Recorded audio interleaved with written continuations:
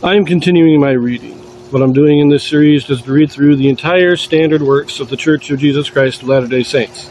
This consists of the Bible, the Book of Mormon, the Doctrine and Covenants, and the Pearl of Great Price. I am reading in a chronological order of events, not according to publication or volume, so I will be skipping around a bit as I move along. We continue with 1 Nephi. This is chapter 4. Nephi slays Laban at the Lord's command, and then secures the plates of brass by stratagem. Zoram chooses to join Lehi's family in the wilderness. And it came to pass that I spake unto my brethren, saying, Let us go up again unto Jerusalem, and let us be faithful in keeping the commandments of the Lord. For behold, he is mightier than all the earth. Then why not mightier than Laban and his 50, yea, or even than his tens of thousands? Therefore let us go up. Let us be strong like unto Moses. For he truly spake unto the waters of the Red Sea, and they divided hither and thither, and our fathers came through out of captivity on dry ground, and the armies of Pharaoh did follow, and were drowned in the waters of the Red Sea. Now behold, ye know that this is true, and ye also know that an angel hath spoken unto you. Wherefore can ye doubt? Let us go up. The Lord is able to deliver us, even as our fathers, and to destroy Laban, even as the Egyptians. Now when I had spoken these words, they were yet wroth, and did still continue to murmur. Nevertheless they did follow me up until we came without the walls of Jerusalem. And it was by night, and I caused that they should hide themselves without the walls. And after they had hid themselves, I, Nephi, crept into the city, and went forth towards the house of Laban. And I was led by the Spirit, not knowing beforehand the things which I should do. Nevertheless I went forth, and as I came near unto the house of Laban, I beheld a man, and he had fallen to the earth before me, for he was drunken with wine. And when I came to him, I found that it was Laban. And I beheld his sword, and I drew it from the sheath thereof. And the hilt thereof was of pure gold, and the workmanship thereof was exceedingly fine. And I saw that the blade thereof was of the most precious steel. And it came to pass that I was constrained by the Spirit that I should kill Laban. But I said in my heart, Never at any time have I shed the blood of man. And I shrunk, and would that I might not slay him. And the Spirit said unto me again, Behold, the Lord hath delivered him into thy hands. Yea, and I also knew that he had sought to take away mine own life. Yea, and he would not hearken unto the commandments of the Lord. And he also had taken away our property. And it came to pass that the Spirit said unto me again, Slay him, for the Lord hath delivered him into thy hands. Behold, the Lord slayeth the wicked to bring forth his righteous purposes. It is better that one man should perish than that a nation should dwindle and perish in unbelief. And now, when I, Nephi, had heard these words, I remembered the words of the Lord, which he spake unto me in the wilderness, saying that, Inasmuch as thy seed shall keep my commandments, they shall prosper in the land of promise. Yea, and I also thought that they could not keep the commandments of the Lord according to the law of Moses, save they should have the law. And I also knew that the law was engraven upon the plates of brass. And again I knew that the Lord had delivered Laban into my hands for this cause, that I might obtain the records according to his commandments. Therefore I did obey the voice of the Spirit, and took Laban by the hair of the head. And I smote off his head with his own sword. And after I had smitten off his head with his own sword, I took the garments of Laban, and put them upon mine own body, yea, even every whit. And I did gird on his armor about my loins. And after I had done this, I went forth unto the treasury of Laban. And as I went forth towards the treasury of Laban, behold, I saw the servant of Laban, who had the keys of the treasury. And I commanded him in the voice of Laban that he should go with me into the treasury. And he supposed me to be his master Laban, for he beheld the garments, and also the sword girded about my loins. And he spake unto me concerning the elders of the Jews, he knowing that his master Laban had been out by night among them.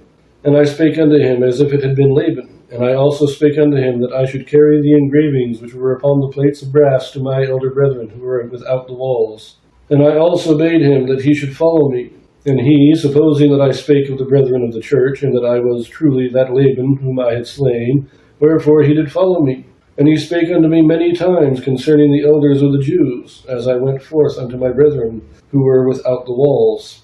And it came to pass that when Laban saw me, he was exceedingly frightened, and also Lemuel and Sam, and they fled from before my presence. For they supposed it was Laban, and that he had slain me, and had sought to take away their lives also. And it came to pass that I called after them, and they did hear me. Wherefore they did cease to flee from my presence. And it came to pass when the servant of Laban beheld my brethren, he began to tremble, and was about to flee from before me, and return to the city of Jerusalem. And now I, Nephi, being a man large in stature, and also having received much strength of the Lord, therefore I did seize upon the servant of Laban, and held him that he should not flee. And it came to pass that I spake with him, that if he would hearken unto my words, as the Lord liveth, and as I live, even so, that if he would hearken unto our words, we would spare his life. And I spake unto him even with an oath, that he need not fear, that he should be a free man like unto us, if he would go down in the wilderness with us. And I also spake unto him, saying, Surely the Lord hath commanded us to do this thing, and shall we not be diligent in keeping the commandments of the Lord? Therefore, if thou wilt go down into the wilderness to my father, thou shalt have place with us. And it came to pass that Zoram did take courage at the words which I spake. Now Zoram was the name of the servant, and he promised that he would go down into the wilderness unto our father. Yea, and he also made an oath unto us, that he would tarry with us from that time forth. Now we were desirous that he should tarry with us for this cause, that the Jews might not know concerning our flight into the wilderness, lest they should pursue us and destroy us. And it came to pass that when Zoram had made an oath unto us, our fears did cease concerning him. And it came to pass that we took the plates of brass and the servant of Laban, and departed into the wilderness, and journeyed unto the tent of our father. I am sometimes amazed at just how much people put faith in the oaths of others. It was a different time back then when people, if you actually swore an oath, people trusted that. Because even a criminal, even though they were corrupt people, they still honored their oaths. It's a very, very odd thing. But I also point out that in all this, it seems that Nephi never tells a lie. He says, I have to take the records to my elder brethren. That wasn't a lie. Misleading, yes, but not a direct lie. And even though he is responding to him as if he is Laban, as it says here, and he spake unto me many times concerning the elders of the Jews as I went forth unto my brethren. But it doesn't say that Nephi responded to him. So Zoram's asking, it sounds like Zoram's asking him questions or making comments, and Nephi is just letting Zoram do the talking. So Nephi's never actually stating a direct lie. I find that interesting. And again, we have this declaration that the records are necessary so that we know, not just, we got to know the law.